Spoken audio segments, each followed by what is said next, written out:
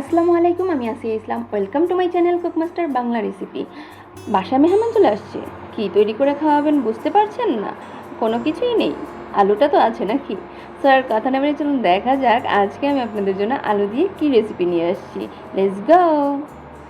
আমি আজকে আলু দিয়ে আপনাদেরকে তৈরি করে দেখাবো ক্রিসপি পটেটো বল। আর হাতে মাত্র 10 মিনিট সময় থাকলে আপনারা এই ক্রিসপি পটেটো বলটা তৈরি করতে পারেন। এর জন্য আমি নিয়ে নিয়েছি আলু। আমি এখানে 8-10টার মতো আলু, ছোট আলু ছিল আমার কাছে, ওইটাই সেদ্ধ করে নিয়েছি ভালোভাবে ক্লিন করে খোসা ছাড়িয়ে। আর এখন এটাকে একটা ম্যাশারের সাহায্যে ম্যাশ করে নিয়েছি। আর আপনারা অবশ্যই কিন্তু ভালো করে ম্যাশ করে নেবেন গরম থাকা অবস্থায়, ঠান্ডা হয়ে গেলে ম্যাশ করতে একটু কষ্ট হয়। আর এখানে দিয়ে দিলাম স্বাদ মতো লবণ, দিয়ে দিলাম 1 চামচ পরিমাপে মরিচের গুঁড়ো, আর দিয়ে দিলাম 1/2 চামচ পরিমাপে সাদা গোলমরিচের গুঁড়ো। আর এখানে অ্যাড করে দিলাম 1/2 কাপ পরিমাপে কর্নফ্লাওয়ার। এখন আমি এটাকে ভালোভাবে মিশিয়ে নেব। দেখতেই পাচ্ছেন আমি এটাকে ভালো করে মিশিয়ে একটা ডো তৈরি করছি। এখানে কিন্তু কোনো প্রকার কোনো পানি বা অন্য কোনো কিছু অ্যাড করতে হবে না, জাস্ট 2 থেকে 3টা উপকরণ থাকলেই আপনি এই মজাদার স্ন্যাক্সটা তৈরি করতে পারবেন। তো আমার আলুগুলো মিক্স করা হয়ে গেছে, ডোটা প্রায় রেডি।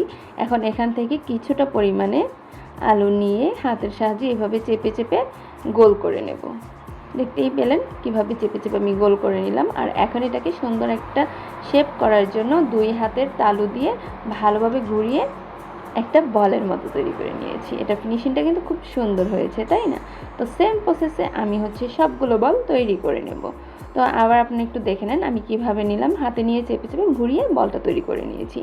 এখন আমি চুলায় একটা প্যান বসিয়ে দেব, আর প্যানে পর্যাপ্ত পরিমাণে রান্নার সাদা তেল দিয়ে নেব। আর তেলটা ভালো করে একটু গরম করে নেব, ঠান্ডা থাকা যাবে না। তেলটা ভালো করে গরম করে নিয়ে আমি এখন আমার বলগুলো তেলের মধ্যে দিয়ে দিচ্ছি। ও হ্যাঁ, আমার ভিডিওগুলো যদি আপনাদের কাছে ভালো লেগে থাকে তাহলে অবশ্যই কিন্তু একটা লাইক করে দিবেন, আর চ্যানেলটাকে সাবস্ক্রাইব করে দিয়ে বেল আইকনটি অল করে দিবেন। আমার পাশে থাকবেন এভাবেই নিত্য নতুন ভিডিও দেখার জন্য। তা আমি কিন্তু আমার সবগুলো বল এভাবে করেই ভেজে নেব। জাস্ট প্রথমবার যে বলগুলো দিয়েছি ওগুলোকে একটু উল্টে পাল্টে দিচ্ছি।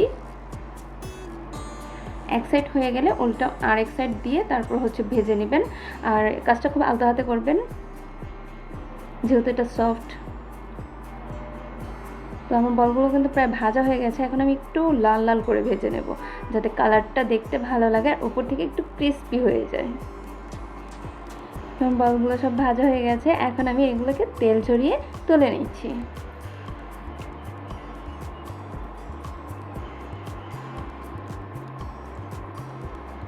দেখতেই পাচ্ছেন কতটা সুন্দর লাগছে, তাই না?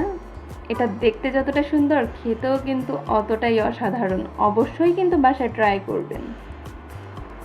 আর যাকে খাওয়াবেন সে কিন্তু বুঝতেই পারবে না শুধু আলু দিয়ে এত মজাদার একটা স্ন্যাক্স তৈরি করা যায়।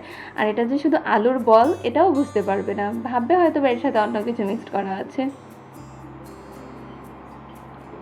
দেখেন ভিতরটা কতটা সুন্দর হয়েছে, একটু সসের সাথে মুখে দিলে জাস্ট ওয়াও। আপনারা কিন্তু অবশ্যই এটা বাসায় ট্রাই করবেন, আর ট্রাই করে কমেন্ট বক্সে কমেন্ট করে জানাতে ভুলবেন না আপনাদের কাছে কেমন লেগেছে। সবাই ভালো থাকবেন, আল্লাহ হাফেজ, বাই বাই বন্ধুরা।